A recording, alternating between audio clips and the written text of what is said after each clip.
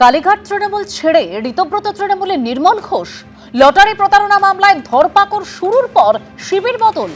ঋতব্রত তৃণমূলের বৈঠক চলাকালীনই হাজির নির্মল ঘোষ। আমন্ত্রণ জানানো হয়েছিল বলেই বৈঠকে এসেছি। ঋতব্রতর সঙ্গে কথা হয়েছে, আবার কথা হবে, দাবি করেছেন পানিহাটির প্রাক্তন তৃণমূল বিধায়ক নির্মল ঘোষ।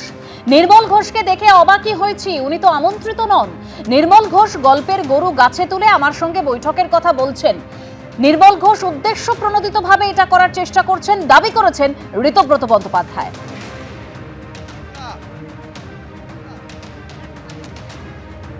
আমি দেখা করতে এসেছি, উনি এসেছিলেন, কিন্তু কোনো সিদ্ধান্ত আমরা এখনো প্রকাশ করিনি না, ওনার সঙ্গে আমাদের কথাও হয়নি।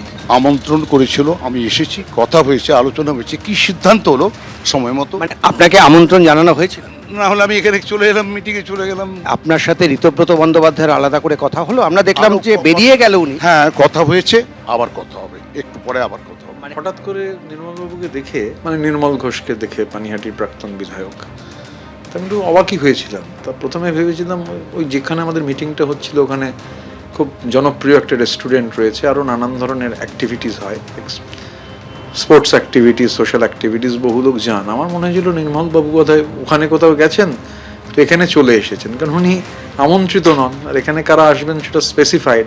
আর তারপর আরও অবাক হলাম যখন শুনলাম তিনি বলছেন তাকে আমন্ত্রণ জানানো হয়েছিল। আমি খুব বিনীতভাবে তাকে বলি, যে খুব সচেতনভাবে বলছি, যে কে আপনাকে আমন্ত্রণ জানিয়েছিল, কোন ফোন থেকে আপনি ফোন পেয়েছিলেন, বা কোনো SMS আপনার কাছে গেছিল কিনা, দয়া করে সেটা একটু শেয়ার করবেন, কারণ ওনাকে আমাদের কেউ আমন্ত্রণ জানাননি। এখন আবার দেখছি উনি গল্পের গরু গাছে তুলে বলছেন আমার সঙ্গে মিটিং হয়েছে। ওখানে এভরিথিং ইজ পাবলিক, মানে মিটিং হয়ে যাওয়ার পর সবাই ছিলেন। স্বাভাবিকভাবে আমার মনে হয় যে উনি এটা উদ্দেশ্য প্রণোদিতভাবে এটা করার চেষ্টা করছেন। যে এক গাড়ি চালকের 1 কোটি টাকা জেতা লটারি টিকিট আত্মসাৎ করার অভিযোগ। চাঞ্চল্যকর অভিযোগ ওঠে পানিহাটির প্রাক্তন তৃণমূল বিধায়ক নির্মল ঘোষ, তাঁর ছেলে তীর্থঙ্কর ঘোষ ও গ্রেপ্তার হওয়া পানিহাটি পৌরসভার 13 নম্বর ওয়ার্ডের তৃণমূল কাউন্সিলর জয়ন্ত দাসের বিরুদ্ধে। ঘটনায় সুশান্ত সরকার নামে এক হোটেল মালিককে ইতিমধ্যেই গ্রেপ্তার করেছে খড়দা থানার পুলিশ। অভিযোগকারীর কি বক্তব্য শোনাবো।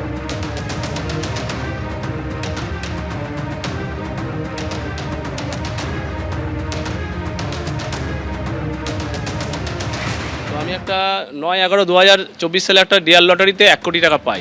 সেটা সুশান্ত সরকার জানতে পারে। নির্মল ঘোষের বাড়িতে নিয়ে গেল, একটা ঘরে ঢোকালো, ওখানে বসে আছেন। তো আমাকে সুশান্ত সরকার বলছে, দাদাকে টিকিটটা দিয়ে দে, তুই এত টাকা নিয়ে কী করবি, দাদাকে টিকিটটা দিয়ে দে, দাদা তোকে একটা চাকরির ব্যবস্থা করে দেবে। আমি বলছি, তুমি তো আমাকে বললে যে টিকিটটা তোর ভাঙানোর ব্যবস্থা করবো, ক্যাশ করার ব্যবস্থা করবো, তুমি এখানে উল্টো কথা বলছো না, আমি টিকিট দেবো না আমার টিকিট। তো তখনই আমাকে সুশান্ত সরকার মারধর করে। আমি যখন চিল্লাচ্ছি, বাঁচাও বাঁচাও করে, বন্দুক ধরেছে, বাঁচাও বাঁচাও করে চিল্লাচ্ছি, তখন ওখান থেকে সোফা থেকে তীর্থঙ্কর ঘোষ উঠে এসে আমার গলা টিপে ধরেছে, বলছে তোকে এখনই মেরে দেবো, তোর লাশ গায়েব করে রেল লাইনে ফেলে দিয়ে আসবো, তোর লাশ তোকে পাওয়া যাবে না তোকে, ঠিক আছে। আমার ভেতরে টিকিট পকেট ছিল, ওখান থেকে টিকিটটা বের করে নেয়, নির্মল ঘোষ। তখন ওরা ব্যস্ত হয়ে যায়, তখন আমাকে ওরা ছেড়ে দেয়, বলে যা মুখ খুলবি তোকে জানে মেরে দেবো। নির্মল ঘোষ, হ্যাঁ, পুলিশের উপর আমার ভরসা আছে।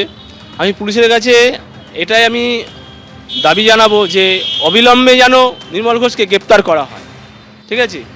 পুলিশের উপর আমার পুরোপুরি ভরসা আছে, পুলিশ যেন এটা একদম দায়িত্ব নিয়ে যেন এটা করে।